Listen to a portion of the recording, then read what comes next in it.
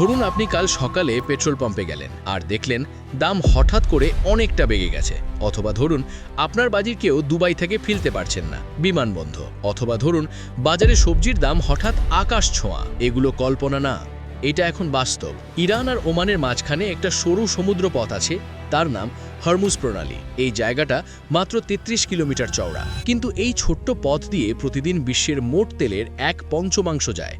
আর ভারতের জন্য প্রতিদিন ১.৫ থেকে ২ মিলিয়ন ব্যারেল তেল আসে এই পথ দিয়ে। ইরানের সেনাবাহিনী জানিয়ে দিয়েছে এই পথ দিয়ে কোনো জাহাজ যাবে না, যদি যাওয়ার চেষ্টা করে জ্বালিয়ে দেওয়া হবে। ইতিমধ্যে ৫টি তেলের জাহাজ আক্রান্ত হয়েছে, ১৫০টিরও বেশি জাহাজ আটকে আছে। আর ভারতের কাছে এখন মাত্র ২৫ দিনের তেলের মজুদ আছে। ভাবুন একবার, মাত্র ২৫ দিন।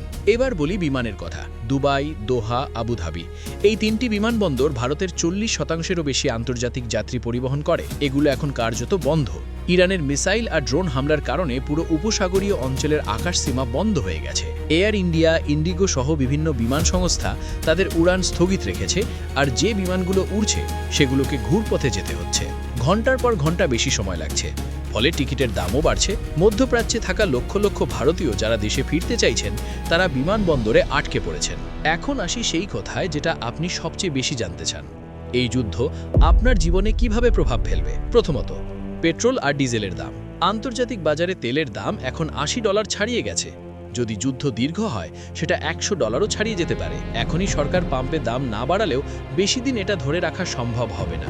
দ্বিতীয়ত, বাজারে জিনিসপত্রের দাম। তেলের দাম বাড়লে পরিবহনের খরচ বাড়ে, পরিবহনের খরচ বাড়লে সবজি থেকে শুরু করে প্যাকেটজাত খাবার সবকিছুর দাম বাড়ে। বিশেষজ্ঞরা বলছেন তেলের দাম প্রতি $10 বাড়লে ভারতের আমদানি খরচ বাড়ে ১৩ থেকে ১৪,০০০ কোটি টাকা। তৃতীয়ত, সার আর কৃষি। উপসাগরীয় দেশগুলো থেকে ভারতে আসে ইউরিয়া আর অ্যামোনিয়া। কৃষির জন্য এগুলো অপরিহার্য। সেই সরবরাহ এখন বাধাগ্রস্ত। কৃষকদের খরচ বাড়বে, আর শেষমেশ সেটা আপনার থালায় এসে পড়বে। চতুর্থত, টাকার দাম। তেল আমদানি বাড়লে ডলারের চাহিদা বাড়ে, ডলারের চাহিদা বাড়লে টাকার দাম পড়ে, আর টাকার দাম পড়লে ইলেকট্রনিক্স থেকে রান্নার তেল সবকিছু আরও দামি হয়ে যায়। তবে একেবারে হতাশ হওয়ার কিছু নেই। ভারত সরকার চুপ করে বসেনি।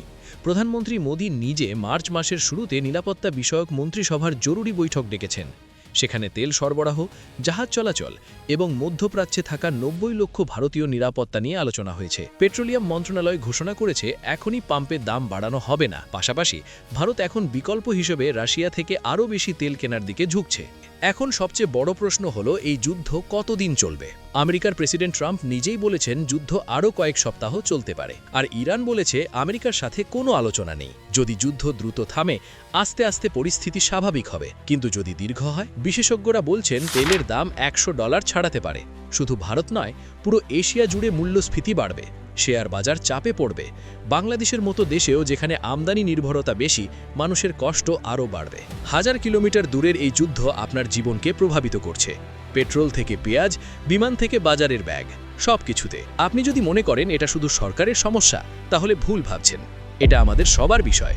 এই ভিডিওটা যদি কাজে লেগে থাকে তাহলে এখনই লাইক করুন আর শেয়ার করুন আপনার পরিবার আর বন্ধুদের সাথে, কারণ তারাও এটা জানার হকদার। কমেন্টে বলুন আপনার এলাকায় কি পেট্রোলের দাম বাড়তে শুরু করেছে। আর যদি এই ধরনের বিষয় আরও জানতে চান, চ্যানেলটা সাবস্ক্রাইব করুন, বেলটা বাজিয়ে রাখুন। দেখা হবে পরের ভিডিওতে।